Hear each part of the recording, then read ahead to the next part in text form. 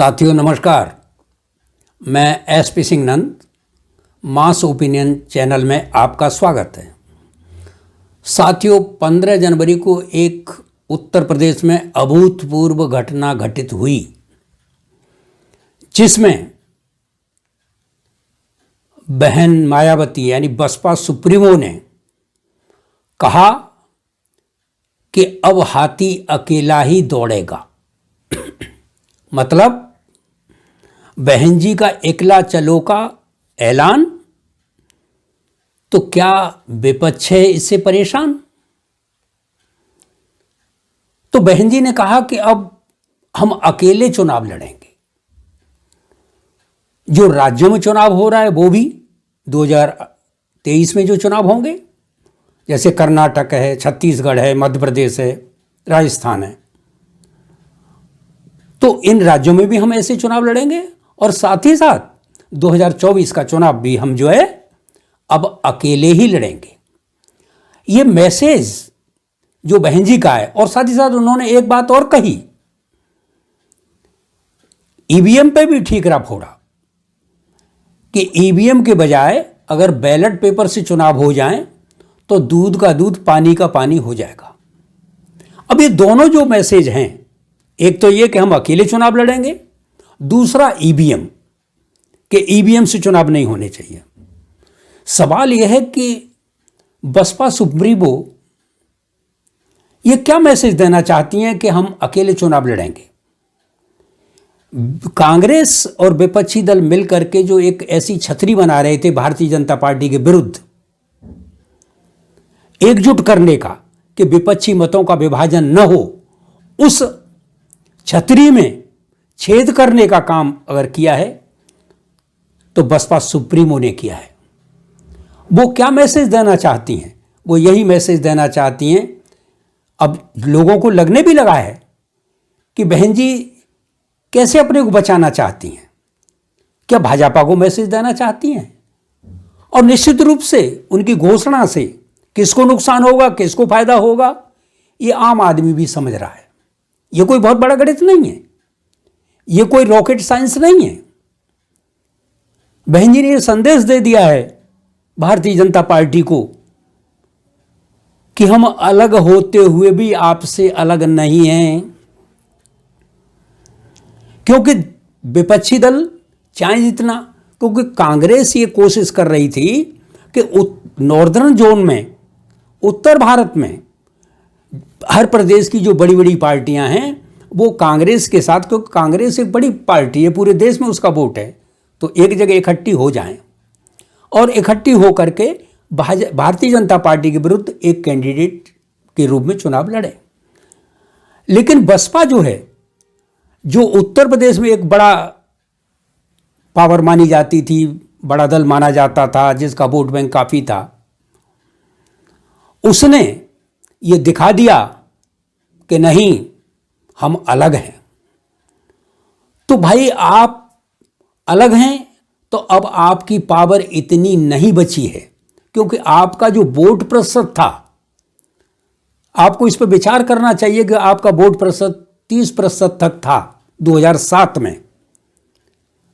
2007 में 30%, और उसके बाद आपका वोट प्रतिशत घटता जा रहा है, निरंतर घटता जा रहा है।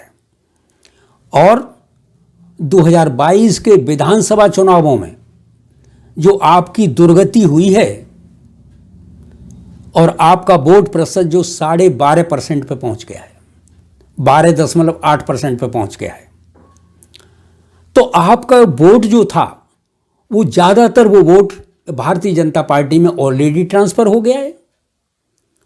आप जानते हैं कांसीराम साहब ने 14 अप्रैल 1984 को बहुजन समाज पार्टी बनाने की घोषणा की थी। यानी बाबा साहब डॉक्टर भीमराव अंबेडकर साहब के जन्मदिन पर बहुजन समाज पार्टी का गठन किया था। और कांसीराम साहब ने ये दिखा दिया था कि दलित और ओबीसी और अल्पसंख्यकों को जोड़ करके, यानी कुल मिलाकर के 6000 जातियों को अगर एक जगह लामबंद कर दिया जाए, गोलबंद कर दिया जाए और इनको इकट्ठा कर दिया जाए, तो एक बहुत बड़ी संख्या बनती है, बहुत बड़ी ताकत बनती है, और ये ताकत सत्ता पर कब्जा कर सकती है।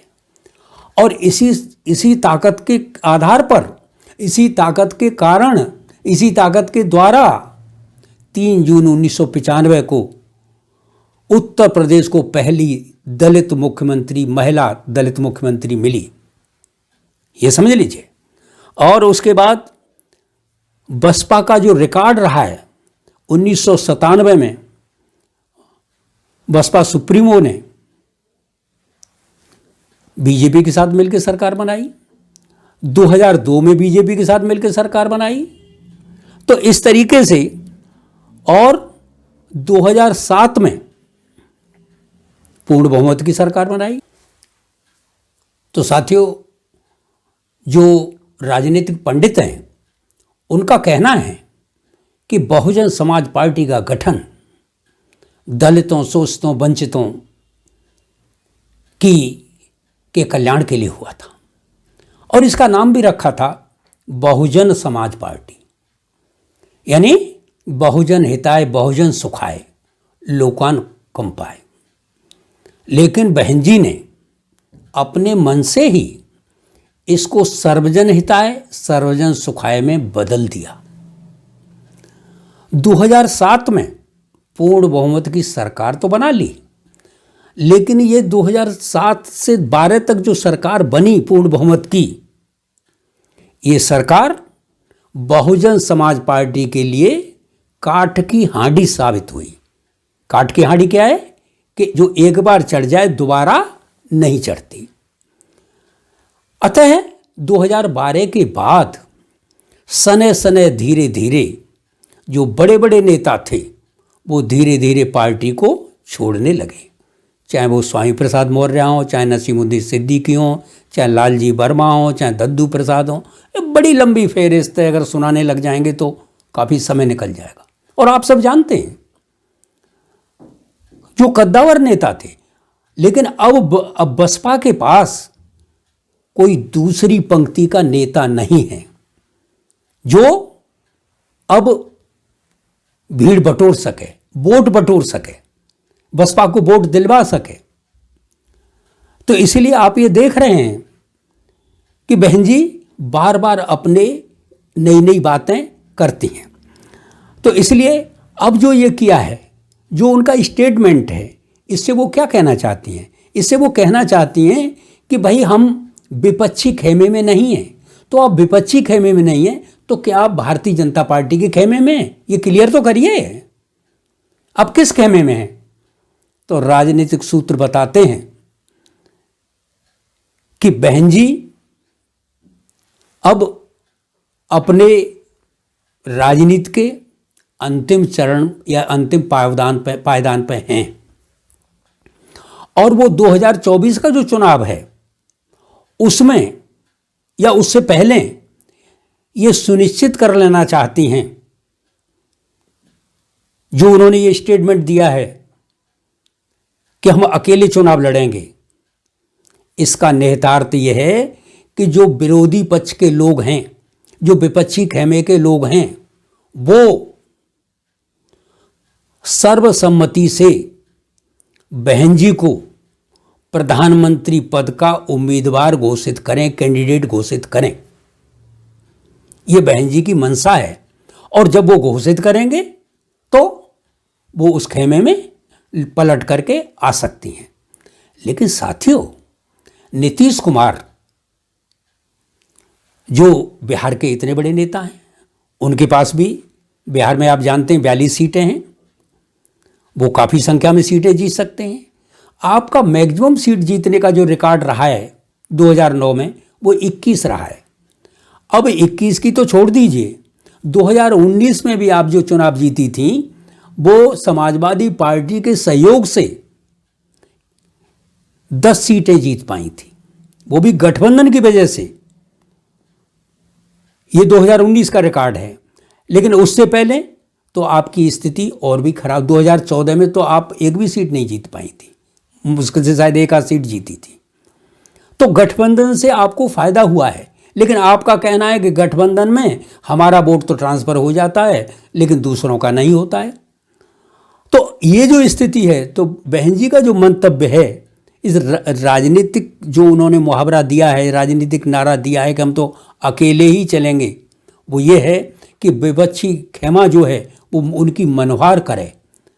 लेकिन आप जानते हैं उनसे भी बड़े बड़े नेता हैं, जैसे पश्चिम बंगाल की मुख्यमंत्री ममता बनर्जी जी, या केसीआर हैं जो कि वो अपने राज्य के बड़े नेता हैं, नीतीश कुमार जी हैं, तो तमाम, यहाँ उत्तर प्रदेश में अखिलेश यादव हैं, तो तमाम जो नेता हैं, ये नेता कांग्रेस के साथ ये लगे हैं।